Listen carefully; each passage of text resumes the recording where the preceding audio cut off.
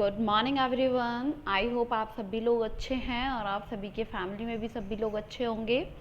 जैसे कि आप सभी लोग जानते हैं कि हमने थर्ड पार्ट के बारे में बात कर ली थी लास्ट वीडियो में, और आज हम लोग फोर्थ पार्ट के बारे में यहाँ पे बात करने वाले हैं। ठीक है, 2 चैप्टर का फोर्थ पार्ट, ये बात यहाँ पे आपको ध्यान रखनी है। पता है आपको कि आज के वीडियो में हम लोग क्या जानने वाले हैं। हमने लास्ट वीडियो में जाना था कि पेनिसिलिन क्या होता है, और आज के वीडियो में हम जान लेंगे कि किसी भी बीमारी से लड़ने के लिए टीका क्यों आवश्यक होता है। आपने सुना होगा बहुत तरीके के टीके लगाए जाते हैं, इंजेक्शन लगाए जाते हैं। वो क्यों लगाए जाते हैं, आखिर उनकी नीड हमें क्यों होती है, और टीके लगने के बाद हम इतना जल्दी ठीक क्यों हो जाते हैं। आइए इसके पीछे क्या है बात है, इसे जानने की हम लोग कोशिश करेंगे। आपको पता है जो बच्चे होते हैं ना, उनका जो शरीर होता है वो काफ़ी दुर्बल होता है, उनका जो दिल होता है काफ़ी दुर्बल होता है बड़े लोगों से। ठीक है, सूक्ष्म जीव क्या करते हैं, उनकी बॉडी पे बहुत जल्दी अटैक करते हैं और उनको अपना टारगेट बना लेते हैं। फिर उनकी बॉडी में वो क्या करते हैं, आक्रमण करते हैं और प्रवेश कर जाते हैं। उनके शरीर में आपने देखा होगा कि किसी भी प्रकार के प्रतिजैविक प्रेजेंट नहीं होता है, और हाथ है पैर है पोलियो से उनका नष्ट हो जाता है। मतलब उससे हाथ भी नष्ट हो सकता है, पैर भी नष्ट हो सकता है। आपने काफ़ी लोगों को देखा होगा, इसके जो पोलियो के लोग होते हैं, पोलियो से पीड़ित जो लोग हो जाते हैं और वो चलने योग्य नहीं रह पाते हैं, इसीलिए बच्चों को टीका दिया जाता है। ठीक है, ये बात यहाँ पे आपको ध्यान रखनी है, बच्चों को टीका क्यों दिया जाता है। और आपको पता है ये प्रतिरक्षी आखिर इस शब्द का मतलब क्या है, आइए इसे जानने की कोशिश करते हैं। होता क्या है, जब जो रोग कारक होते हैं सूक्ष्मजीव हमारे शरीर में प्रवेश कर जाते हैं, तो उनसे लड़ने के लिए जो हमारी बॉडी है प्रतिरक्षी उत्पन्न करते हैं। और हमारे शरीर को अगर प्रतिजैविक दिया जाए, अगर उसको वैक्सीन दी जाए, तो हमारा शरीर इतना काबिल हो जाएगा कि हाँ वो सूक्ष्मजीव जो हैं, जो सूक्ष्मजीव वाले जो भी जीव हैं, उनसे वो अच्छे से फाइट कर पाए, ये प्रतिरक्षी के कारण। ठीक है, आपको पता है कि अभी कोरोना चल रहा है और कोरोना की वैक्सीन आई हुई है। आप सभी लोगों को जो भी 18 ईयर से ऊपर हैं उन लोगों को वैक्सीन लगवा लेना चाहिए, और अपने मम्मा पापा को भी वैक्सीन लगवाएं आप लोग। ऐसा नहीं है कि वैक्सीन से प्रॉब्लम हो रही है, देखिए प्रॉब्लम वैक्सीन में नहीं है, प्रॉब्लम कहीं ना कहीं हमारी थिंकिंग में है, और कहीं ना कहीं हमारी केयर करने में कमी आ जाती है। इस वजह से वैक्सीन को दोषी ठहराया जा रहा है, और ऐसा कुछ भी नहीं है। वैक्सीन आप लोगों के लिए बहुत ही ज़्यादा अच्छी है, और वैक्सीन के कारण ही आप लोग कोरोना से बच सकते हैं। इसीलिए अपने मम्मा पापा को, और अभी जो भी न्यूज़ आई कि हाँ 18 ईयर्स से भी जो भी अपर लेवल के लोग हैं उनको भी वैक्सीन लग रही है, तो जो भी आप 18 साल से ऊपर के बच्चे हैं जो भी हैं आप लोग, तो आप लोग वैक्सीन लगवा लीजिएगा। ओके, हम लोग बात कर रहे थे प्रतिरक्षी के बारे में। तो इसमें होता क्या है, अतः आप देखेंगे जो भी मृत अथवा जो भी निष्क्रिय सूक्ष्म जीव होते हैं वो स्वस्थ व्यक्ति के शरीर में एक तरीके से प्रविष्ट करा दिया जाता है। अब शरीर की जो भी कोशिकाएं होती हैं वो उसी के अनुसार लड़ने में प्रतिरक्षी उत्पन्न करती हैं और रोग कारक को नष्ट कर देती हैं। ठीक है, ये बात यहाँ पे आपको काफ़ी अच्छे से समझ लेनी है। अगर कोई भी डाउट हो तो आप उसे कमेंट बॉक्स में ज़रूर क्लियर कर लीजिएगा। अब आपका आता है यहाँ पे कि आपने देखा होगा सूक्ष्मजीव द्वारा जो भी तैयार किए जाते हैं, जो भी वैक्सीन के जो टीके होते हैं उनको तैयार किया जाता है, तो सबसे पहले एक वैज्ञानिक का नाम आता है। ठीक है, उन वैज्ञानिक का क्या नाम होता है, एडवर्ड जेनर। ठीक है, इन्होंने क्या किया था, इन्होंने चेचक के जो भी चेचक था, चेचक एक रोग है, और चेचक के रोग की टीके की इन्होंने खोज करी थी। कब करी थी, 1778 में की थी। ये बात यहाँ पे आपको ध्यान रखनी है, और आप सभी लोग इसको भी रीड कर सकते हैं, और अपनी नोटबुक में जो भी आप शॉर्ट नोट्स तैयार कर रहे हैं आप उसमें नोट कर सकते हैं। चेचक काफ़ी खतरनाक बीमारी थी जो लोगों से, एक पर्सन से दूसरे पर्सन में काफ़ी इजीली फैलती जा रही थी। तो एडवर्ड जेनर ने, ये एक वैज्ञानिक रहे, और इन्होंने क्या किया था, उसकी खोज की थी टीके की, और उन्होंने बताया था कि चेचक की बीमारी को भी इजीली ठीक किया जा सकता है एक टीके के द्वारा। अब आपको पता है कि बीजाणु द्वारा फैलाए जाने वाले कौन कौन से रोग होते हैं, आइए उसके बारे में भी हम लोग जानने की कोशिश करते हैं। तो गाइस बीजाणु द्वारा काफ़ी सारे रोग फैलाए जाते हैं और वो कौन कौन से होते हैं, लाइक ऐसा आपका हैज़ा होता है, क्षय होता है, क्षय रोग भी होता है, एक आपका चेचक होता है, हेपेटाइटिस होता है, बहुत सारी ऐसी बीमारियां होती हैं जिनके टीके लगाए जाते हैं। ठीक है, ये बात यहाँ पे आपको ध्यान रखनी है। और इसके बारे में अभी मैं आपको कुछ बताती हूँ, वेट। आपको पता है एक डॉक्टर थे जॉन शॉक, जिन्होंने क्या किया था, जिन्होंने पोलियो के टीके का आविष्कार किया था। कब किया था? 1955 में। कब किया था पोलियो के टीके का आविष्कार? 1955 में।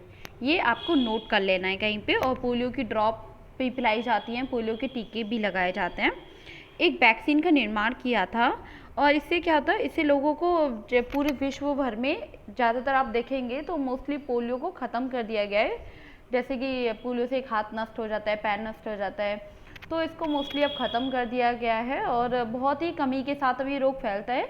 लेकिन अगर सभी लोग अभी भी इतने केयरलेस हो जाएंगे कि अपने बच्चों को पोलियो ड्रॉप नहीं पिलवाएंगे, पोलियो का टीका नहीं लगवाएंगे टाइम टू टाइम, तो हो सकता है ये रोग फिर से फैलने लगे। इसीलिए आपको, जो भी आपके छोटे बहन भाई हैं, जो भी हैं, इस वीडियो को जो भी लोग देख रहे हैं, तो आप सभी लोगों से यही रिक्वेस्ट है कि अपने बच्चों को टाइम टू टाइम पोलियो की ड्रॉप दिलाएं और उन्हें टीका लगवाएं। 1 साल से लेके मतलब 1 दिन से लेके 5 साल तक के बच्चों को पोलियो की ड्रॉप लाई जाती है, तो आप लोग इसको ज़रूर पिलवाइएगा। जो भी लोग इस वीडियो को देख रहे हैं, तो उन लोगों से यही मेरी रिक्वेस्ट है। चलिए हम लोग आगे बढ़ते हैं इसके बारे में।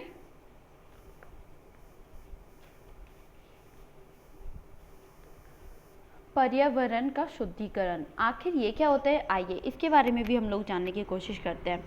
सो गाइस, होता क्या है कि बहुत सारे ऐसे अपशिष्ट पदार्थ होते हैं जिनका विघटन करके सूक्ष्म जीव को पर्यावरण से हम लोग शुद्ध करते हैं।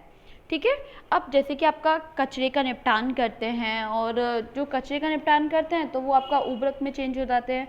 इसके बारे में मैंने आपको बताया था लास्ट वीडियोस में। सो उस उर्वरक को क्या करते हैं, जो भी कृषक होते हैं वो अपनी खेती में उसका यूज़ कर लेते हैं, खाद के रूप में करते हैं, और उसको भी काफ़ी अच्छे से उनकी खेती हो जाती है। विभिन्न प्रकार के उसमें पोषक तत्व प्रेजेंट होता है, इसीलिए वो खाद जो होती है वो काफ़ी उपयोगी सिद्ध होती है। इससे जो अनाज की पैदावार होती है वो भी बहुत अच्छी होने लगती है। ठीक है, ये बात यहाँ पे आपको ध्यान रखनी है। आई होप काफ़ी अच्छे से समझ आ रहा होगा आपको। अब कुछ हानिकारक सूक्ष्म जीव होते हैं, आइए उसके बारे में भी हम लोग जानने की कोशिश करते हैं। आपको पता है कि हानिकारक सूक्ष्म जीव कौन कौन से होते हैं? ऐसे सूक्ष्म जीव जो हमारे लिए हानिकारक होते हैं वो क्या होते हैं, हमारे शत्रु होते हैं। अब दैनिक जीवन में उसका यूज़ नहीं होता है। जैसे आप देखेंगे जो भी हानिकारक शत्रु हैं तो उनका दैनिक जीवन में यूज़ नहीं होगा, जो उपयोगी हैं उनका दैनिक जीवन में यूज़ होता रहता है और हमारी बॉडी पर भी हानिकारक प्रभाव डालता है। कुछ सूक्ष्म जीव होते हैं और रोगों की सृष्टि करते हैं, बहुत जल्दी जल्दी वृद्धि करते हैं उसमें, तो उन्हें हम क्या बोलते हैं, उन्हें हम हानिकारक जीव बोलते हैं, सूक्ष्म जीव। जैसे आपका अगर बताया जाए पोलियो वायरस, ठीक है, पोलियो हो गया, वायरस हो गया, तो ये आपका क्या है, ये आपके हानिकारक सूक्ष्म जीव हैं।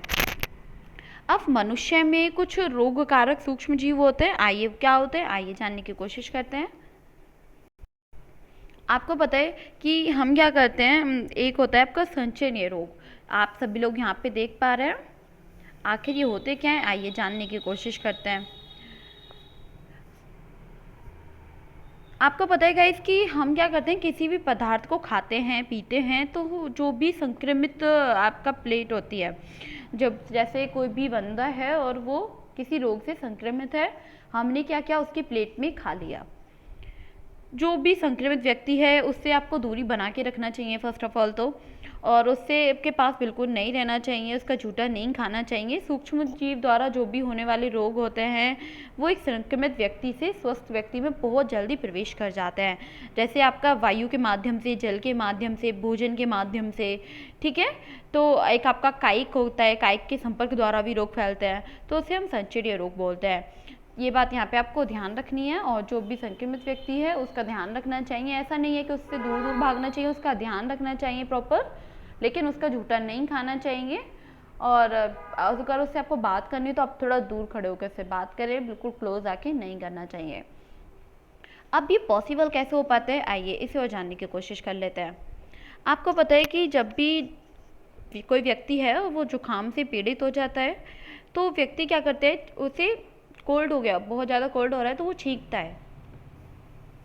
व्यक्ति क्या करेगा, वो छींकना स्टार्ट कर देता है और बार बार उसे छींकें आने लगती हैं। तो सूक्ष्म जीव, जो भी जीव हैं, वो क्या करते हैं, बूंदों बूंदों के साथ हमारे रोगकारक वायरस, जो भी विषाणु होते हैं, वो वायु में आ जाता है। अब वायु में आने के बाद ये वायरस सांस के द्वारा, तब हम सांस लेते हैं तो सांस के द्वारा वायु के साथ हमारे शरीर में प्रवेश कर जाता है।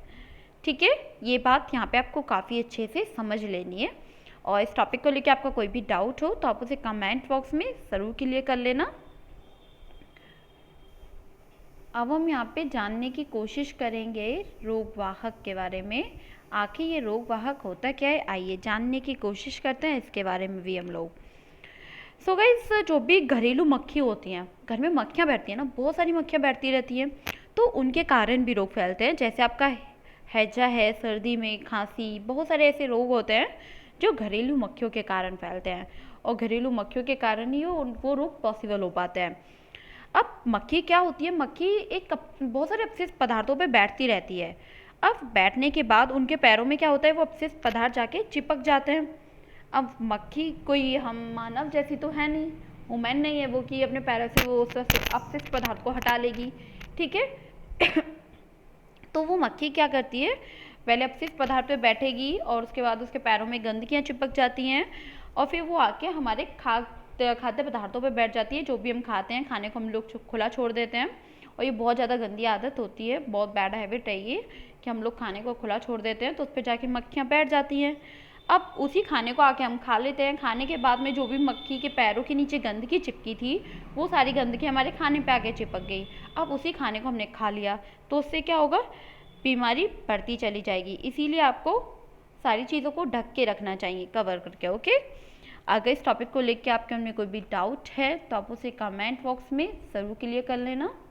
आज के लिए इतना ही। अगर आपको वीडियो पसंद आए, आप इसे लाइक, कमेंट, शेयर करना बिल्कुल ना भूलें, और साथ में आप सभी लोगों को स्टडी के साथ साथ अपनी हेल्थ का भी ध्यान रखना है। So thank you, bye bye, take care.